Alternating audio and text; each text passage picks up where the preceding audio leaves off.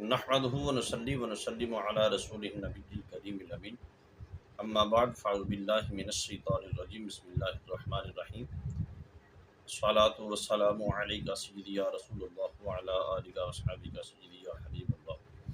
احباب وقار،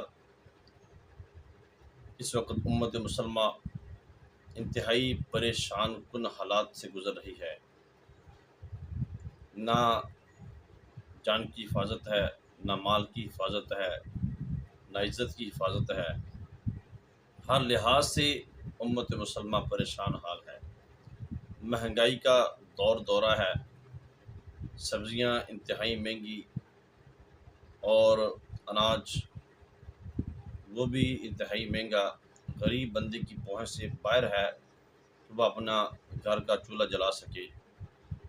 تو ایسے میں کچھ ہماری بھی غلطیاں ہیں، ہماری بھی کوتاہیاں ہیں، جن کی ہمیں اس صورت میں سزا ملتی ہے۔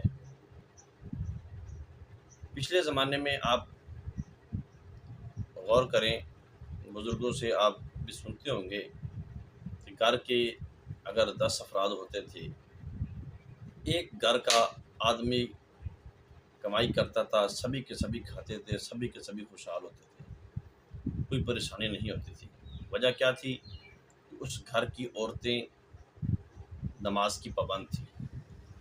اس گھر کی عورتوں کا طریقہ یہ ہوتا تھا کہ صبح تہجد کے وقت اٹھتی تھی، نماز پڑھتی تھی، اللہ کے پاک قرآن کی تلاوت کرتی تھی، پھر کام کو ہاتھ ڈالتی تھی۔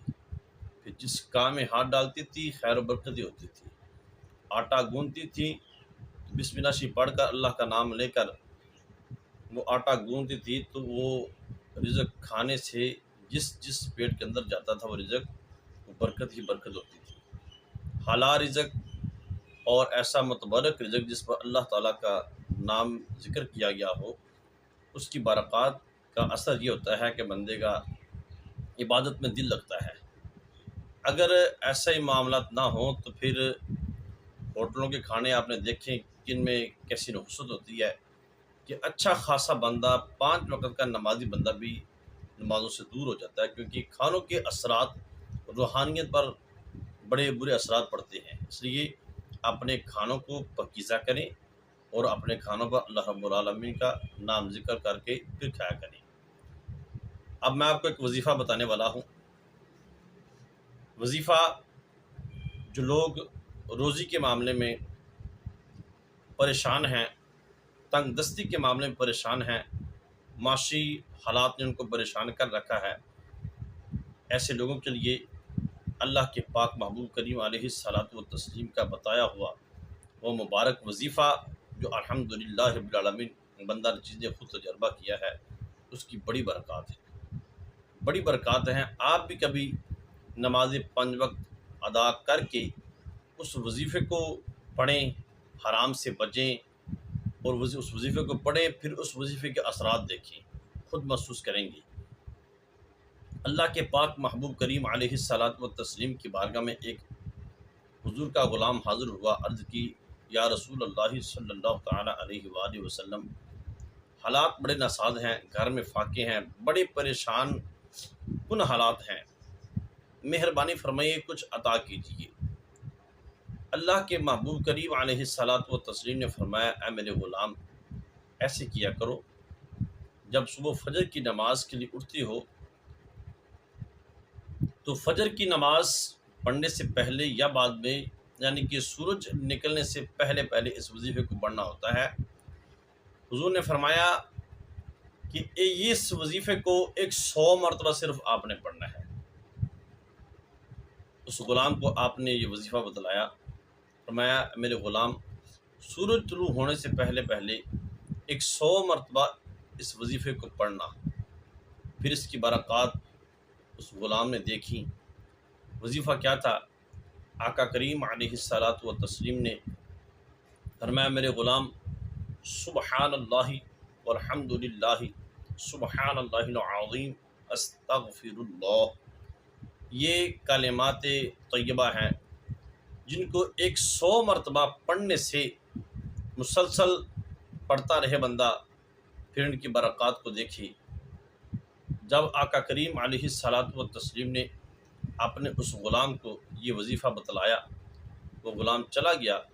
چند دنوں کے بعد آقا حضور کی بارگاہ میں حاضر ہوا، عرض کی یا رسول اللہ صلی اللہ تعالیٰ علیہ وآلہ وسلم، میں نے وظیفہ پڑھا ہے، اب میرے پاس اللہ تعالیٰ کا دیا ہوا اتنا مال ہے، مجھے یہ سمجھ نہیں آتی کہ میں کہاں کہاں خرچ کروں، خرچ کرنے کی میرے پاس جگہ نہیں بچی ہے، مجھے یہ بتلایا میں کہاں کہاں خرچ کروں۔ یہ آپ کا بتلایا ہوا جو وظیفہ تھا اس کی برکات اتنی ہے، اتنا میرے پاس مال آ چکا ہے، مجھے یہ سمجھ نہیں آتی میں اس کو خرچ کہاں کروں۔ یہ وظیفہ ہر مسلمان بھائی جو معاشی معاملات میں پریشان ہے، وہ فجر کی نماز کے لیے اٹھے، سنتیں پڑھے، اور کوشش یہ کرے کہ فرض پڑھنے سے پہلے اس وظیفے کو پڑھے، بعد میں جماعت کے ساتھ فرض ادا کرے۔ پھر میں دہرا دیتا ہوں تاکہ ذہن نشین ہو جائے، سبحان اللہ والحمد للہ سبحان اللہ العظیم استغفر اللہ۔ اس وظیفہ کو آپ نے 100 مرتبہ پڑھنا ہے۔ پھر انشاءاللہ العزیز ان مقدس کلمات طیبہ کی برکات سے اور آقا کریم علیہ الصلاۃ والتسلیم کی زبان مبارک سے نکلے ہوئے ان الفاظ کی برکات آپ خود دیکھیں گے۔ اور دوسری بات یہ ہے کہ ہمارے اوقات سونے کے اٹھنے کے یہ بہت بدل چکے ہیں۔ اصل وقت ہوتا ہے کہ فجر کے وقت بندہ اٹھے، نماز ادا کرے، قرآن کریم کی تلاوت کرے، کیونکہ سورج نماز فجر ادا کر کے سورج طلوع ہونے تک سونا منع ہے، کیونکہ یہ وہ وقت ہوتا ہے جب رزق تقسیم کیا جاتا ہے۔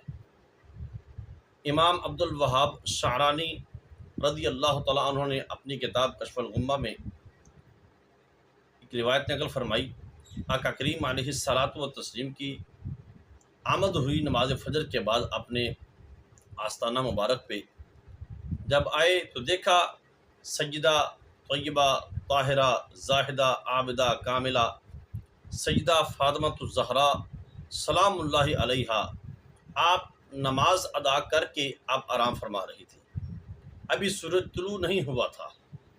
آقا کریم علیہ الصلاۃ والتسلیم تشریف لائے، اپنی شہزادی محترمہ کے قدم مبارک کو پکڑ کر ہلایا، فرمایا بیٹی یہ سونے کا وقت نہیں ہے، اس وقت رزق تقسیم کیا جاتا ہے، جو پھر سویا رہتا ہے وہ محروم ہو جاتا ہے۔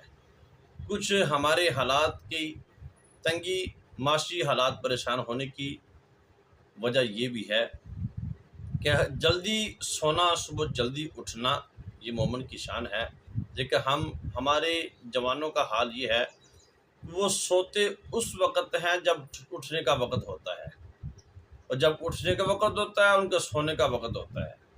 ایسی ویسے میں نے طبیعت جانوروں کی دیکھی ہے کہ وہ جاگتے ہیں، اور جیسے کتے کی مثل دیکھ لیں، کتا سدا جاگتا ہے، جب صبح سحری کا وقت ہوتا ہے وہ سو جاتا ہے۔ بزرگ فرماتے ہیں کہ بکری میں اور کتے میں فرق یہ ہے کہ برکت اور نحوست کو بیان کرتے ہیں بزرگ، برکت کیا ہے، نحوست کیا ہے۔ بکری میں اتنی برکت کیوں ہے؟ بکری صرف 1 یا 2 بچے جنتی ہے، کتی 8 جنتی ہے، لیکن پھر بھی کوئی ایک دکا کتا نظر آتا ہے، لیکن ریوڑ صرف بکریوں کے نظر آتے ہیں، کتوں کے کبھی ریوڑ نظر نہیں آتی۔ وجہ کیا ہے؟ وجہ یہ بزرگ بیان فرماتے ہیں اولیاء کرام کہ بکری ساری رات سوتی ہے، جب تہجد کا وقت ہوتا ہے، سحری کا وقت ہوتا ہے تو بکری جاگتی ہے۔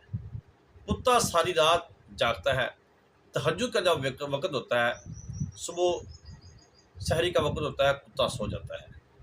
اب ہر بندہ اپنی طبیعت کو دیکھے کہ میری طبیعت برکت والی ہے کہ نحوست والی ہے، میرا سونا اٹھنا بیٹھنا برکت والا ہے کہ نحوست والا ہے۔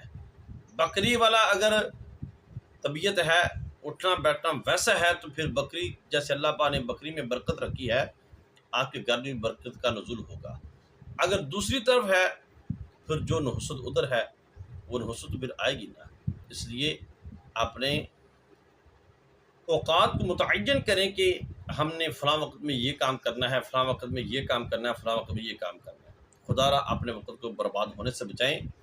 جو وقت کو برباد کر دیتا ہے وقت اسے برباد کر دیتا ہے۔